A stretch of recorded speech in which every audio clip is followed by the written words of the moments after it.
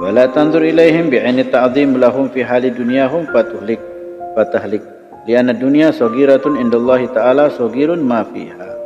Karena dunia kecil menurut Allah dan kecil apa yang ada di isi dunia ini. Jadi tidak ada sama sekali dunia ini di hadapan Allah Subhanahu wa taala. Kenapa? Karena sejak diciptakan dunia ini Allah tidak pernah melihat kepada dunia. Jadi apa yang kita lihat di dunia tidak ada. Kita lihat harta, uang. Kenapa kita lihat uang, harta? Dengan harta kita bisa beli apa? Bisa beli mobil, betul? Dengan harta juga kita bisa beli rumah, betul tak? Dengan harta kita bisa beli apa? Kekuasaan. Kita bisa jadi presiden, gubernur, bupati dengan harta yang banyak. Iya kan? Dengan harta juga bisa apa? Bisa menikah. Ini kita lihat. Itu kan tujuan final harta. Allah sudah siapkan lebih dari itu. Dunia, apa yang kita sayang di dunia? Perempuan. Allah sudah siapkan kalau masuk surga apa? Bidadari. Bidadari bukan perempuan lagi. Yang tidak buang air besar, tidak buang air kecil, tidak haid, bidadari. Siapkan sama Allah. Apalagi kita mau inginkan di dunia? Batu apa? Batu mulia, batu berlian, batu mahal. Itu kerikilnya surga.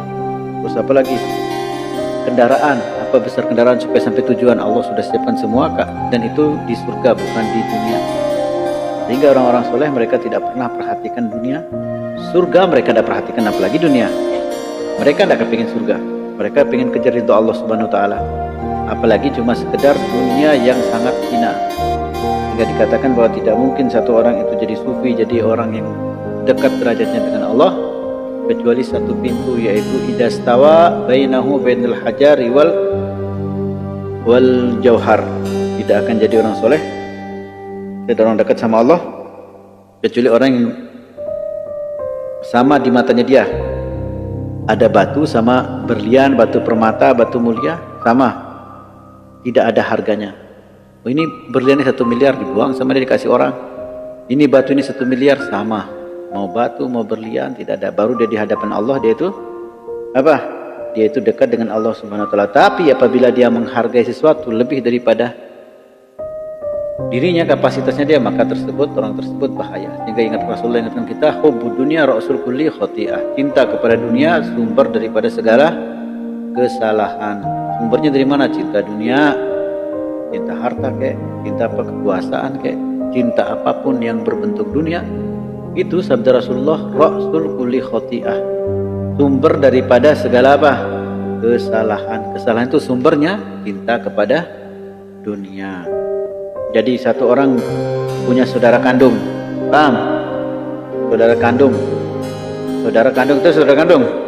Satu ibu, satu bapak. Artinya apa? Satu ibu, satu bapak. Satu sumbernya darah daging. Kalau bukan saudara kandung, hubungan apapun bisa pecahlah. Suami istri bisa apa? Bisa cerai. Suami istri bisa cerai. Terus apa lagi? Apapun bisa cerai, tapi saudara kandung tidak bisa cerai. Saudara kandung, tidak ada mantan saudara saya.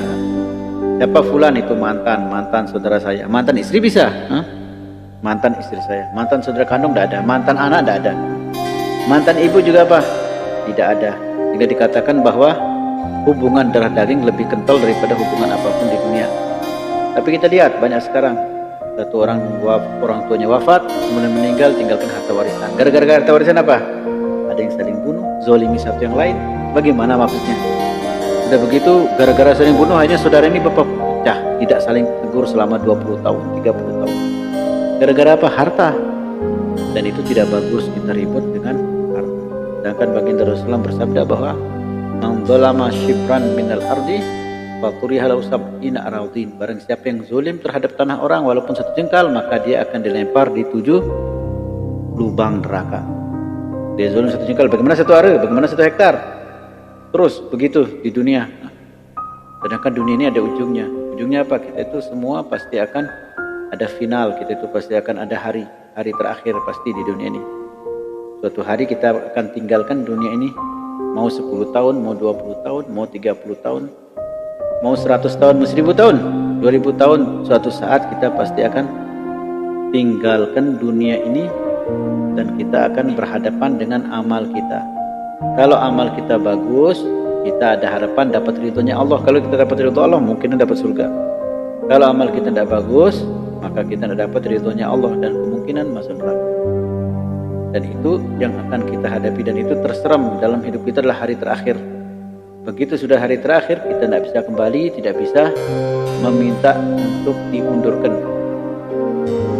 Hingga Allah berfirman, "Idza jaa ajaluhum la yasta'khiruna sa'atan wa la yastaqdimun." Tidak bisa, kalau sudah ajal datang, tidak bisa dimundurkan satu detik dan tidak bisa dimundurkan. Semua sudah terdaftar dan sudah ditentukan ajalnya. Setiap segala sesuatu pasti ada ajalnya. Segala sesuatu di atas muka bumi ini itu diciptakan sudah apa? Sudah ada tanggal hancurnya. Jadi gelas, kalau gelas kita minum pecah, berarti memang ajalnya sudah selesai. Apa kita bahas? Mau ribut dah ribut, ya pecah ya pecah. Mau pecah sendiri kek, mau pecah karena gempa kek, mau pecah dilempar kek, yang penting pecah. Kalau saya tidak mau pakai gelas, mau koleksi lemari, gempa sedikit hancur, selesai. Nanti kalau dipakai pecah, didiamkan juga. Ya, kenapa? Karena segala sesuatu sudah ada ajalnya, sudah ada waktunya. Jadi kita di dunia juga ada waktunya. Hubungan kita di dunia pasti ada waktunya. Ada waktunya kita berjumpa, pasti ada waktunya kita berpisah.